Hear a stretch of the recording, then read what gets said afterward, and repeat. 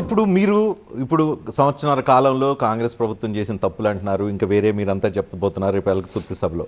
కానీ 9.5 సంవత్సరాల కాలంలో మీ ఫెయిల్యూర్స్ని ఇప్పుడు సంవత్సరాల కాలం కాంగ్రెస్ ప్రభుత్వం చాలా పెద్ద ఎత్తున లిస్ట్ చెప్తుంది, మొత్తం రీఆర్గనైజ్ చేస్తూ ఉన్నారు. అనేక పాలసీలని కేసీఆర్ జాతిపిత కాదు, తెలంగాణ జాతి ద్రోహి అని చెప్తున్నా, 1 by 1 చెప్తున్నా పాలసీలు. వీటితో పాటుగా తెలంగాణ అస్తిత్వానికి సంబంధించి అనేక క్వశ్చన్స్ ఏవైతే రేజ్ ఉంది, కాళేశ్వరం అనుకోండి, మీ తర్వాత మిషన్ భగీరథ అనుకోండి, హైదరాబాద్ డెవలప్మెంట్ అనుకోండి, వీటన్నిటికీ సంబంధించి అనేక కొత్త ఆరోపణలతో రోజువారీ కాంగ్రెస్ పార్టీ ముందుకు వస్తుంది.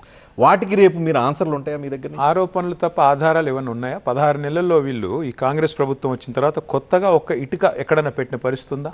కొత్తగా ఒక నిర్మాణం ఏదైనా జరిగిందా? ఒక ఇందిరమ్మ ఇల్లు నిర్మాణం జరిగిందా? ఒక ప్రాజెక్టులో ఒక కాలువ కట్టారా? కొత్తగా ఏదైనా ఒక ప్రాజెక్ట్ టేకప్ చేశారా? నేనేమంటున్నా అంటే 16 నెలలు దుమ్మెత్తిపోయడం, ఆడిపోసుకోవడం, ఇంకా ప్రతిపక్షంలోనే ఉన్నట్టు తెల్లారి లేస్తే కేసీఆర్ గారి మీద దుమ్ము వేయడం తప్ప, ఏడవడం తప్ప సాధించింది ఏముందండి 16-17 నెలల్లో కాంగ్రెస్ ప్రభుత్వం? మీరు నాకు చెప్పండి.